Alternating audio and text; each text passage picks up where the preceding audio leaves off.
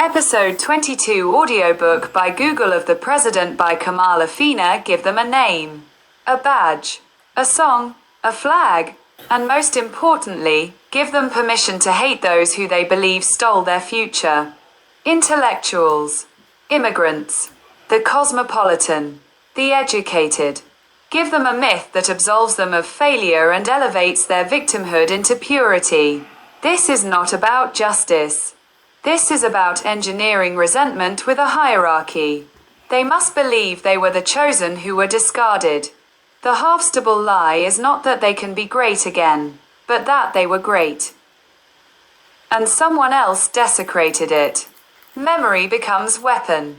Nostalgia becomes narcotic. Do not underestimate the euphoria of blame.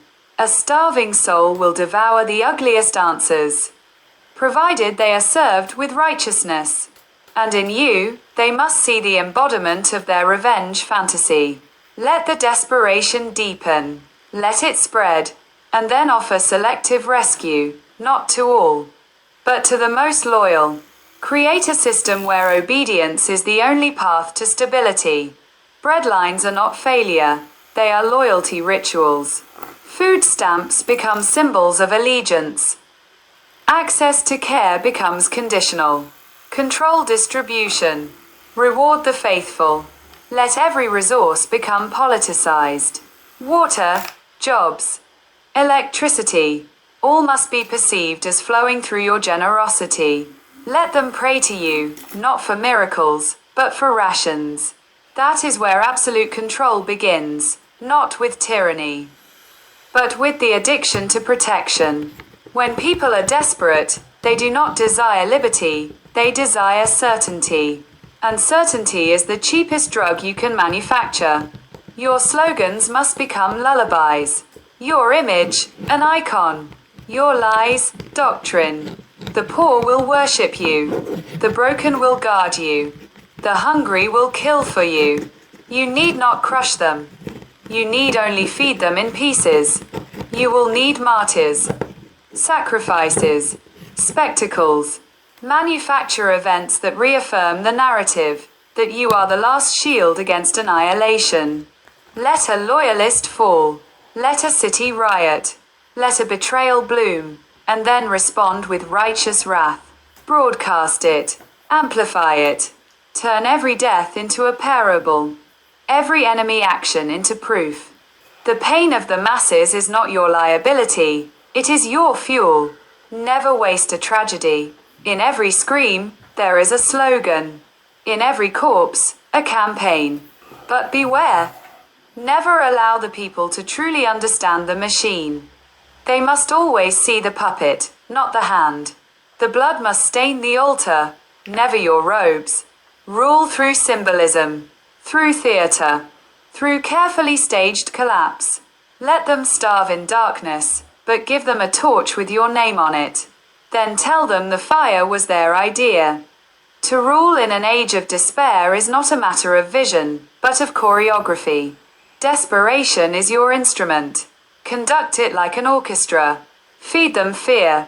Feed them hope. Feed them each other. Then call it unity. There are two types of men who wear the cloak of God. Those who believe they are his servant, and those who believe they are his equal. The latter are useful.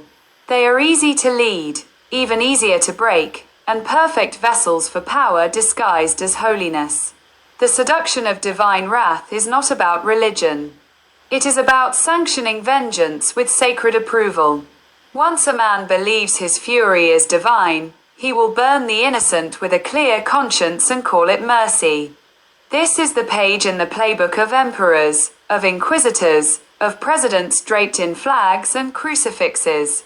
The sacred lie is more powerful than the honest truth, because it absolves the shame. You do not need to convince a man to kill his brother if he believes the voice of heaven commands it. To weaponize faith is not to speak of God, but to speak through him. And you do not need to believe it yourself, only that they do. Power craves ritual, not because it believes, but because ritual creates rhythm, and rhythm is how you train a nation.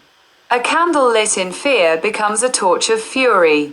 A prayer mouthed with pain becomes a battle cry. This is how states are ruled, not by laws, but by liturgies. You must make the people feel their obedience is sacred. They must bow not only with their backs but with their blood.